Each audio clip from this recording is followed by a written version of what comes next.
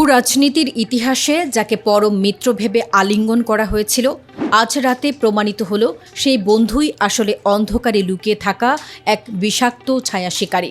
সংযুক্ত আরব আমিরাতের আকাশসীমা ভেদ করে তাদের সর্বোচ্চ সংবেদনশীল বারাকা পারমাণবিক বিদ্যুৎ কেন্দ্রের ওপর এক বিধ্বংসী ড্রোন হামলা চালানো হয়েছে।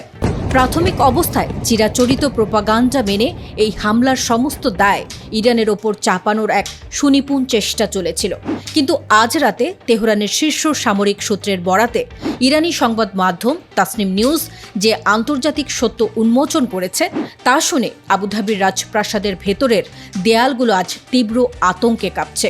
17 মে আমিরাতের আকাশে হানা দেওয়া সেই মারণঘাতী ড্রোনগুলো তেহরান থেকে নয়, বরং উড়ে এসেছিল খোদ ইসরায়েলের গোপন ঘাঁটি থেকে। গত 17 মে সংযুক্ত আরব আমিরাতের প্রতিরক্ষা মন্ত্রণালয় এক জরুরি বিবৃতিতে দাবি করে তাদের শক্তিশালী আকাশ প্রতিরক্ষা ব্যবস্থা দেশের পশ্চিমাঞ্চলীয় সীমান্ত গোলে ঢুকে পড়া 3টি অজ্ঞাত ড্রোন সফলভাবে ইন্টারসেপ্ট করেছে। সামরিক কমান্ডো 2টি ড্রোনকে মাঝ আকাশেই ধ্বংস করতে সক্ষম হলেও তৃতীয় মরণঘাতী ড্রোনটি আল ধাফরা অঞ্চলের অতি সুরক্ষিত বারাকা পারমাণবিক বিদ্যুৎ কেন্দ্রের ঠিক বাইরের পেরিমিটারে থাকা একটি বিশাল পাওয়ার জেনারেটরে সরাসরি আঘাত হানে। মুহূর্তের মধ্যে সেখানে আগুনে লেলিহান শিখা দাউ দাউ করে জ্বলে ওঠে। আশ্চর্যের বিষয় হলো, গত কয়েক সপ্তাহের মধ্যে এই প্রথমবার আমিরাতের প্রতিরক্ষা মন্ত্রণালয় এই ড্রোনগুলোর জন্য সরাসরি ইরানকে দায়ী করার সাহস দেখায়নি। তবে তাদের এই রহস্যময় নীরবতার আসল কারণটি এখন বিশ্বের সামনে ওপেন সিক্রেট। আবুধাবি খুব ভালো করেই বুঝতে পেরেছে তাদের সুরক্ষা কবচ ভেঙে এই মারণ কামড়টি আসলে তাদেরই কৌশলগত পার্টনার ইসরায়েলের এলিট কমব্যাট উইং দিয়েছে। সবচেয়ে বড় সাসপেন্স তৈরি হয়েছে তেল আবিবের এই সুদূর প্রসারী ব্লুপ্রিন্টকে কেন্দ্র করে। ইরানি সামরিক সূত্রটি সুনির্দিষ্ট তথ্য দিয়ে নিশ্চিত করেছে ইসরায়েল জেনে শুনে এই আত্মঘাতী ড্রোন হামলাটি সাজিয়েছিল, যাতে আরব আমিরাত বাধ্য হয়ে ইরানের বিরুদ্ধে একটি নোংরা ও নেতিবাচক সামরিক সংঘাতে জড়িয়ে পড়ে। বিগত 3 মাস ধরে আমিরাত পর্দার আড়ালে যে সমস্ত ইরান বিরোধী কার্যকলাপে লিপ্ত ছিল, তেহরান তার প্রতিটি জবাব অত্যন্ত ওপেনলি দিয়েছিল। অথচ এবার এই হামলার পেছনে তেহরানের কোনো সংশ্লিষ্টতাই ছিল না। তেহরানের ডিফেন্স ডেস্কে থাকা কর্মকর্তারা পরিষ্কার বার্তা দিয়েছেন, জায়নবাদী ইসরায়েলের সাথে এই কৃত্রিম বন্ধুত্ব আমিরাতের জন্য কোনো নিরাপত্তা কিংবা অর্থনৈতিক সমৃদ্ধি বয়ে আনবে না, বরং এটি এই আরব রাষ্ট্রের সার্বভৌমত্ব, অর্থনীতি এবং বৈশ্বিক সম্মানকে চিরতরে ধুলোয় মিশিয়ে দেবে।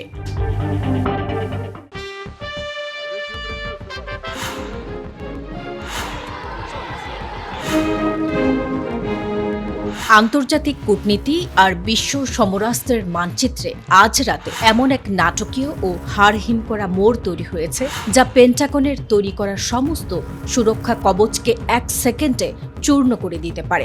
বেইজিংয়ের মাটিতে পা রেখেছেন ক্রেমলিনের বাঘ ভ্লাদিমির পুতিন। মার্কিন প্রেসিডেন্ট ডোনাল্ড ট্রাম্পের বেইজিং সফর শেষ হওয়ার ঠিক কয়েকদিনের মাথায় পুতিনের এই আচমকা চীন সফর স্রেফ কোনো সাধারণ দ্বিপাক্ষিক বৈঠক নয়। বৈশ্বিক প্রতিরক্ষা বিশেষজ্ঞদের বাংকারে এখন তীব্র গুঞ্জন। ভ্লাদিমির পুতিন ও শি জিনপিং এর এই রুদ্ধদ্বার আলোচনার মূল এজেন্ডা হলো এমন কিছু অতি গোপন ও অত্যাধুনিক মারণাস্ত্রের চুক্তি সম্পাদন করা, যা সচল হওয়া মাত্রই ডোনাল্ড ট্রাম্পের পুরো প্রশাসনের জন্য এক মারাত্মক ও অপূরণীয় সর্বনাশ বয়ে আনবে।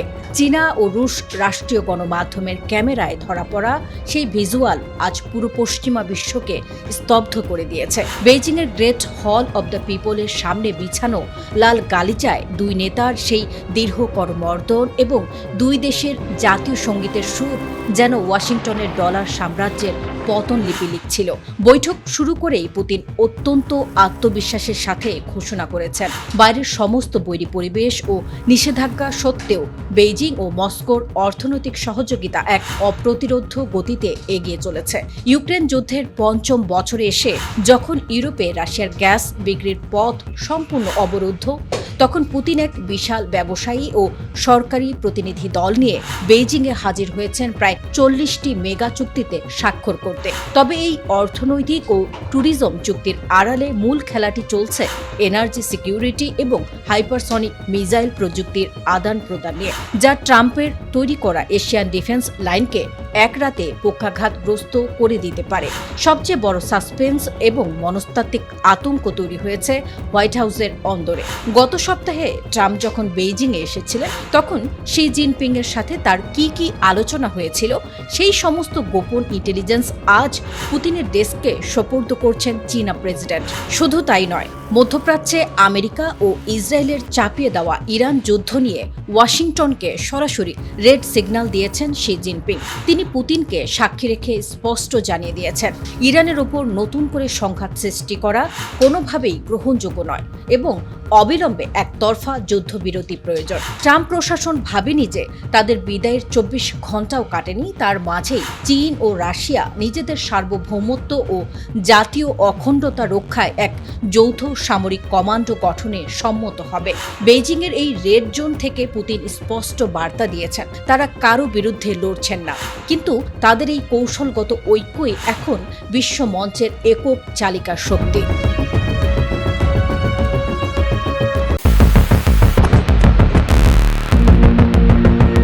পশ্চিম ইরাকের অন্তহীন আল নুখাইফ মরুভূমির ধূলিঝড়ের নিচে উন্মোচিত হল আন্তর্জাতিক গুপ্তচর বৃত্তির ইতিহাসের সবচেয়ে বিপজ্জনক ও রোমহর্ষক এক ব্ল্যাকআউট অপারেশন। ইরাকের মাটির নিচে আমেরিকার ছদ্মবেশে লুকিয়ে থাকা ইসরায়েলি বাহিনীকে তাড়া করে দেশ ছাড়া করেছে ইরাকি সশস্ত্র বাহিনীর এক অসম সাহসী কাউন্টার টেরোরিজম স্কোয়াড। এতদিন পর্যন্ত বাগদাদের মূল নেতৃত্ব যে ঘাঁটিগুলোকে মার্কিন সামরিক কলোনি বলে ভুল করে আসছিল, আজ প্রমাণিত হয়েছে সেগুলো আসলে ছিল মোসাদের তৈরি করা অতি গোপন ও অননুমোদিত লঞ্চিং প্যাড। এই মহানাটকের সূত্রপাত ঘটেছিল যখন আওয়াদ আল সাম্মারি নামের এক সাধারণ মেষপালক মরুভূমির নিস্তব্ধতার বুকে উটের পাল চড়াতে গিয়ে হঠাৎই মোসাদের এক আন্ডারগ্রাউন্ড কমব্যাট আউটপোস্ট দেখে ফেলেন। এই গোপন সত্যটি প্রত্যক্ষ করার অপরাধে তাকে নির্মমভাবে হত্যা করে তার পিকআপ ভ্যানটি জ্বালিয়ে দেয় ইসরায়েলি কমান্ডোরা। খবর পেয়ে ইরাকের আঞ্চলিক কমান্ডার যখন সেখানে পৌঁছান, তখন দূরপাল্লার ভারী গোলার মুখে পড়ে তাদের দুটি সামরিক যান ধ্বংস হয় এবং একজন জওয়ান শহীদ হন। প্রাথমিক ধাক্কা সামলে বাগদাদের জয়েন্ট অপারেশনস কমান্ড বুঝতে পারে এই অদৃশ্য শত্রু কোনো সাধারণ উগ্রপন্থী নয়। ইরাকি বাহিনীর chief of staff general Abdul Amir Yarallah সরাসরি পেন্টাগনের সাথে হটলাইনে যোগাযোগ করলে ওয়াশিংটন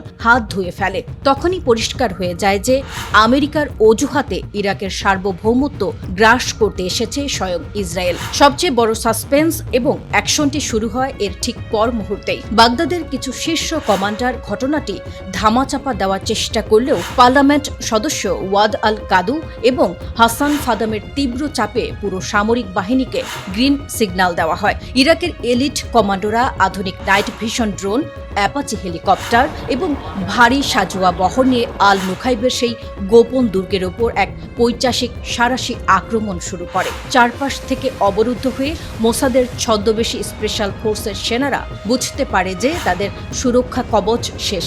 মাটির গভীর বাংকার থেকে ইরাকি জওয়ানরা একের পর এক ইহুদি সেনাকে টেনে হিচড়ে বের করতে শুরু করলে প্রাণ ভয়ে দিক বিদিক জ্ঞান হারিয়ে মরুভূমির ওপারে পালাতে বাধ্য হয় ইসরায়েলি ফৌজ। এই রোমহর্ষক গ্রাউন্ড অপারেশনের মাধ্যমে ইরাকের বীর সেনারা মোসাদের সেই আস্তানাটি সম্পূর্ণ মাটির সাথে মিশিয়ে দেয়।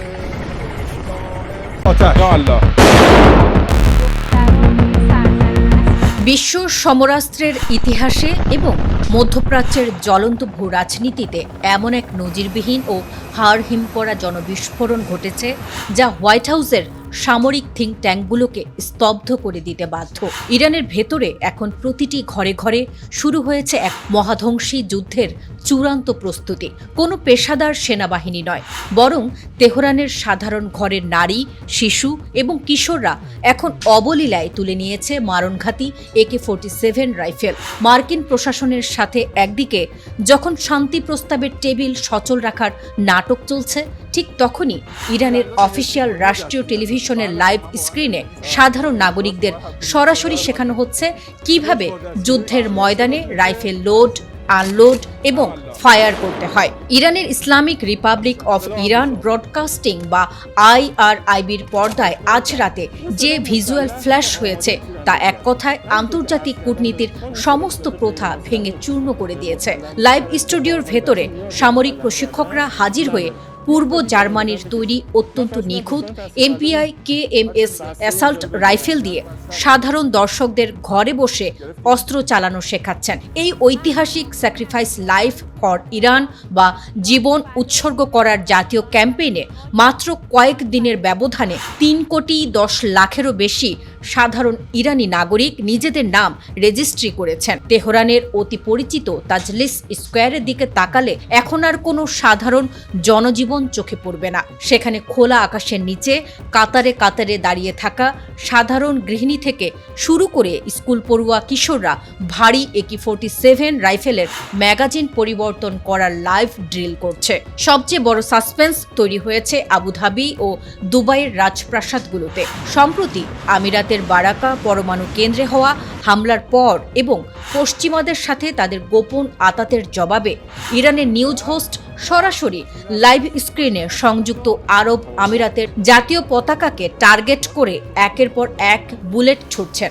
এই অভাবনীয় পদক্ষেপের পক্ষে সরাসরি সাফাই গেয়েছেন ইরানের রাষ্ট্রীয় টেলিভিশন নেটওয়ার্কের ডেপুটি হেড মোহসেন বারমেহনি। তিনি বিশ্ব গণমাধ্যমের সামনে অত্যন্ত দৃঢ়তার সাথে ঘোষণা করেছেন, ইরান আজ বিশ্বের সমস্ত বড় শক্তি এবং বৈশ্বিক শোষকদের বিরুদ্ধে এক ঐতিহাসিক লড়াইয়ে অবতীর্ণ। তাই তাদের এই সমরাস্ত্র পরিচিতি কোনো সাধারণ যুদ্ধংদেহী মনোভাব নয়, বরং এটি তাদের জনগণের জন্য জিহাদ, প্রতিরোধ এবং আত্মরক্ষার এক মৌলিক নৈতিক শিক্ষা। শত্রুর যে কোনো আকস্মিক এয়ার স্ট্রাইক বা আগ্রাসন ঠেকাতে পুরো জাতিকে একযোগে 1 সেকেন্ডের নোটিশে কমব্যাট পজিশনে নিয়ে যাওয়ার এই ব্লুপ্রিন্ট পেন্টাগনের হিসাব সম্পূর্ণ ওলট পালট করে দিয়েছে।